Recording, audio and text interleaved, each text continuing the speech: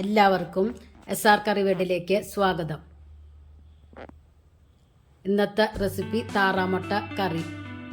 അടിപൊളി ടേസ്റ്റാണ്. ഞാൻ ചോറിൻ്റെ കൂടെ കഴിക്കാനാണ് ഉണ്ടാക്കിയിരിക്കുന്നത്. ഇത് അപ്പത്തിൻ്റെ കൂടെ, ചപ്പാത്തിയുടെ കൂടെ, പത്തിരിയുടെ കൂടെ ഒക്കെ കഴിക്കാൻ നല്ല ടേസ്റ്റാണ്.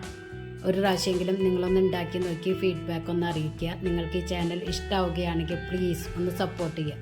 അതിനായി 4 താറാമുട്ട പുഴുങ്ങി ഷെല്ലൊക്കെ കളഞ്ഞത്, ഒരു സബോള നീളത്തിൽ കട്ട് ചെയ്തത്, ഒരു ചെറിയ കഷ്ണം ഇഞ്ചിയും 4 വെളുത്തുള്ളി ചതച്ചത്, ഒരു 2 തക്കാളി കട്ട് ചെയ്തത്, 2 പച്ചമുളക് കട്ട് ചെയ്തത്.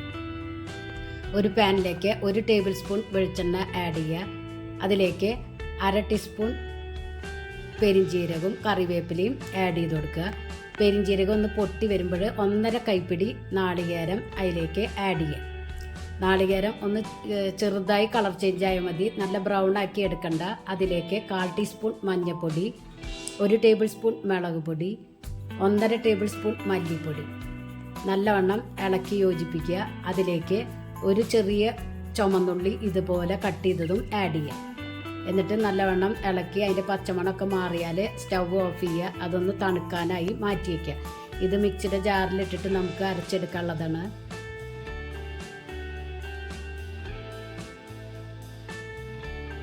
ഇപ്പോൾ ഇതൊക്കെ തണുത്ത് വന്നിട്ടുണ്ട്. ഇത് മിക്സിയുടെ ജാറിലേക്ക് ഇട്ട് കൊടുക്കുക.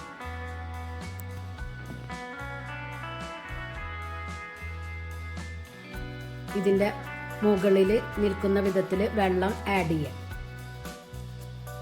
എന്നിട്ട് പേസ്റ്റ് പോലെ അരച്ചെടുക്കുക.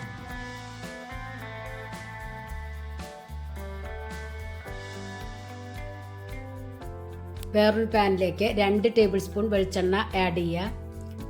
അതിലേക്ക് ഇഞ്ചി വെളുത്തുള്ളി ചതച്ചത് ആഡ് ചെയ്ത് അതൊന്ന് ഡ്രൈ ആയി വരുമ്പോൾ കട്ട് ചെയ്ത് വെച്ച സബോള ആഡ് ചെയ്യുക.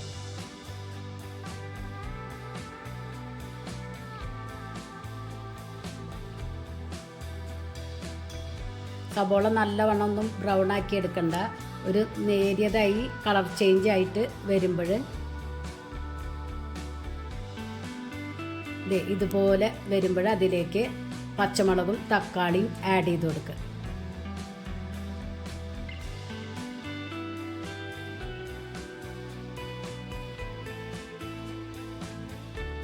തക്കാളി ഒന്ന് സോഫ്റ്റായി വരാൻ ഒന്ന് മൂടി വയ്ക്കുക. ഈ ടൈമിൽ നമുക്ക് താറാമുട്ട കട്ട് ചെയ്തെടുക്കാം. ഇത് ഞാൻ 4 ആക്കിയിട്ടാണ് കട്ട് ചെയ്തെടുക്കുന്നത്. നിങ്ങൾക്ക് ഇത് 2 ആക്കിയിട്ടോ അല്ലെങ്കിൽ മുഴുവനോട് കൂടി ഇടണമെങ്കിൽ ഇട്ട് കൊടുക്കുക. ഞാനിതിപ്പോൾ ഇതുപോലെയാണ് കട്ട് ചെയ്തെടുക്കുന്നത്.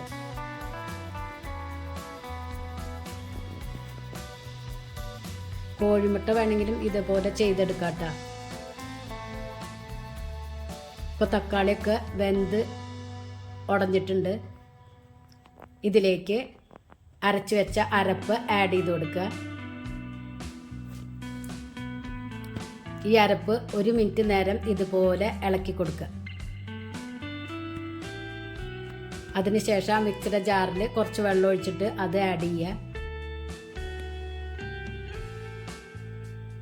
ആവശ്യത്തിന് ഉപ്പ് ആഡ് ചെയ്ത് കൊടുക്കുക.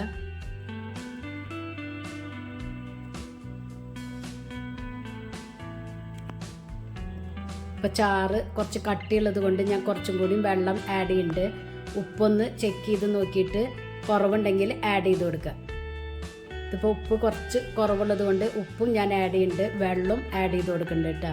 നിങ്ങൾക്ക് ഗ്രേവി എത്രയ്ക്ക് കട്ടി വേണോ അതിനനുസരിച്ച് വെള്ളം ആഡ് ചെയ്ത് കൊടുക്കുക.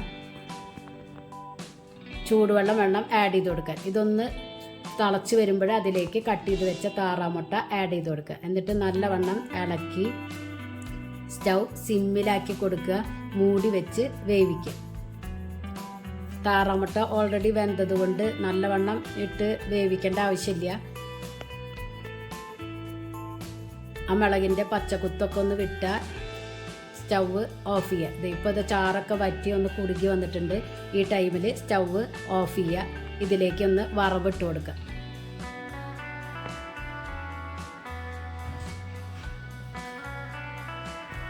ഒരു പാനിലേക്ക് 1 ടേബിൾ സ്പൂൺ വെളിച്ചെണ്ണ ആഡ് ചെയ്യുക.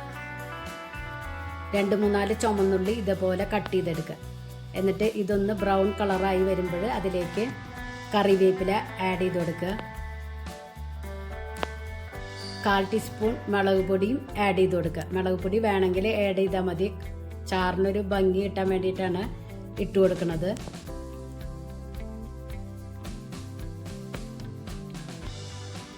ഇത് കറിയിലേക്ക് ആഡ് ചെയ്ത് കൊടുക്കുക.